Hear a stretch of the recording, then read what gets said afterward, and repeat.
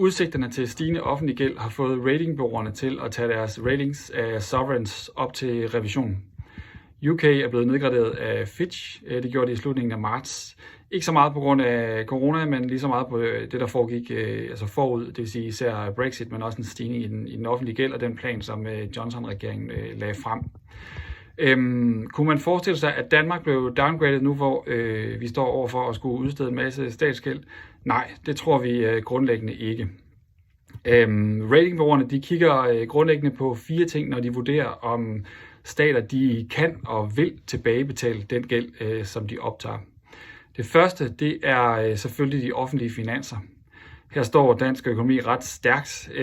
Vi har haft overskud på de offentlige finanser i sådan tilbage i tid, og ikke synderligt dybe underskud især. Så har vi ikke mindst en lang track record i at planlægge finanspolitikken simpelthen. Altså man har mellemfristede planer, man har årlige vurderinger af, hvordan det ser ud på lang sigt, så man har ret godt styr på statens husholdningsbudget. Og det er noget, ratingbureauerne de markerer gang på gang, at det er stærkt i dansk økonomi.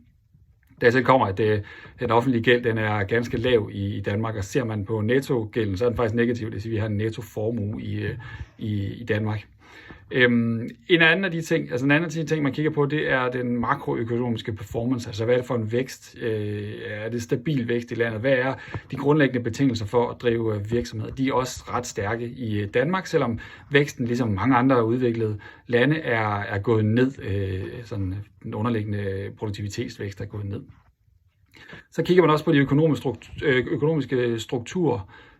Og det er sådan noget med, hvad det er for nogle institutioner, der er i landet. Er det muligt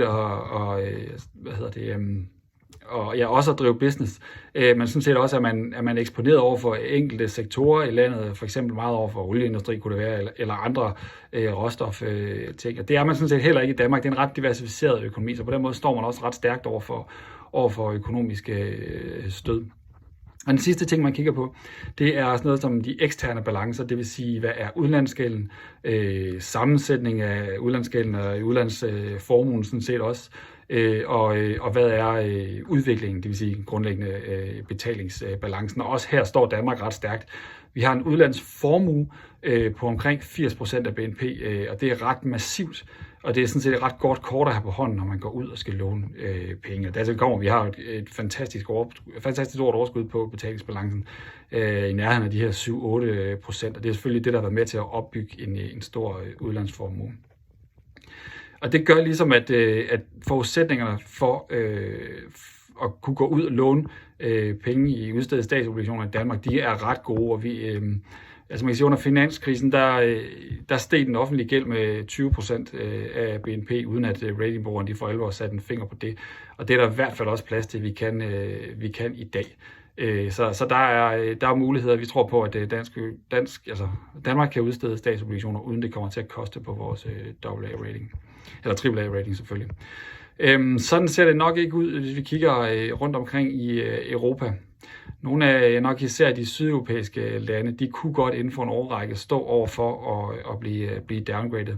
Man kan sige, hvis vi kigger på Italien for eksempel, som et eksempel, så handles de allerede, når man ser på spænd til Tyskland i noget, der minder om junk-territorie. Så der kunne i hvert fald være en risiko der, men sådan set også nogle af de andre sydeuropæiske lande. Man kan sige, at ratingbureauerne, de står måske lidt i en kattepine her, fordi på den ene side, så gør det ondt selvfølgelig på rating at skulle optage offentlig gæld, når den offentlige gæld allerede er stor. Men lige præcis de her hjælpepakker er måske nok særligt nødvendige, også for at man ligesom kan tilbagebetale noget af den gæld, man i forvejen har. Så det, at man skal ud og hente en masse penge nu, er en forudsætning for, at man sådan set kan fortsætte sin økonomi.